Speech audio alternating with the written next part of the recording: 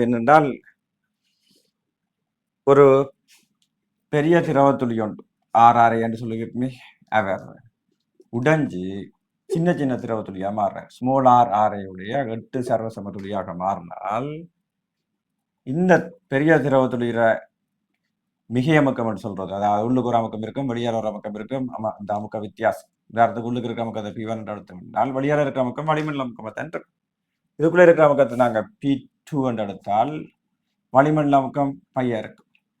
இவர மிகை அமுக்கம் என்று சொல்றது டெல்டா P1 என்றது இந்த P1ல இருந்து பைய கழிக்க வரது சமனாக இருக்கும்.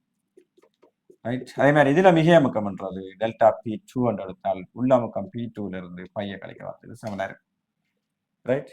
கேள்வி, இந்த மிகை அமுக்கங்கள்ன்ற விகிதம், அதாவது சிறிய கோலத்துளியில இருக்கிற மிகை அமுக்கத்துக்கு கீழே பெரிய கோலத்துளியில இருக்கிற மிகை அமுக்கம் தான் கேள்வி. அப்படி என்றால் மிகை அமுக்கத்தை காட்டுறதுக்கு முந்தைய இந்த 6 இடையில ஒரு தொடர்பு எடுக்கலாம். இந்த பெரிய கோலத்துளி தான் 8 சர்வசப சிறிய கோலத்துளியாக மாறியது. அப்படி என்றால் கனவளவு சமனா இருக்கு. பெரியாள்ற கனவளவு 4/3 பையார் கனம் என்று சொல்றது. சின்ன கோலத்துளியிற கனவளவு 4/3 பை ஸ்மால் ஆர் கனம், அதுல 8 டைம்ஸ் இருக்கு.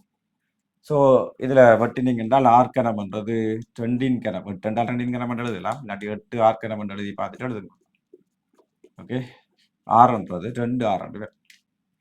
இப்ப மிகை அமுக்கத்துக்கு நாங்க தொடர்பு எழுதினோம் என்றால் டெல்டா பி என்று சொல்றது உங்களுக்கு தெரியும், P1 மைனஸ் P2, அதான் 2T/R. இது ஒரு திரவ துளியா இருக்கும் என்றால் 2T/R போடணும். சவக்கார குமிழ் மாதிரி இருக்கும் என்றால் 4T/R போடணும். தொடுவை கோணத்தை நாங்கள் புறக்கணிக்கிறோம். அப்போ டெல்டா P2க்கு கீழே டெல்டா P1 என்று கேட்டால் இந்த இது ரெண்டும் ஒரே திரவம் என்றபடியால் சர்ஃபேஸ் டென்ஷன் மாறாது. ரைட். என்னென்று வரும் அமுக்கம், அதாவது நாங்கள் எழுதி பார்க்கலாம் என்றால் டெல்டா P1 என்றால் 2T/R என்னது கேபிட்டல்.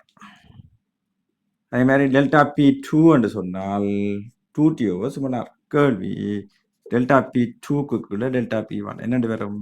இவரை இதால் பிரிக்கணும். பிரித்தால் கேபிட்டல் ஆறுக்குள்ள ஸ்மால் ஆர் வரும். கேபிட்டல் ஆர் என்றால் 2 ஸ்மால் ஆர் கண்டிருக்கும். 2R 6ஆல் பிரிச்சிங்கன்னா 2 வரும். 2 வாரது. ரைட். 2வது விடை.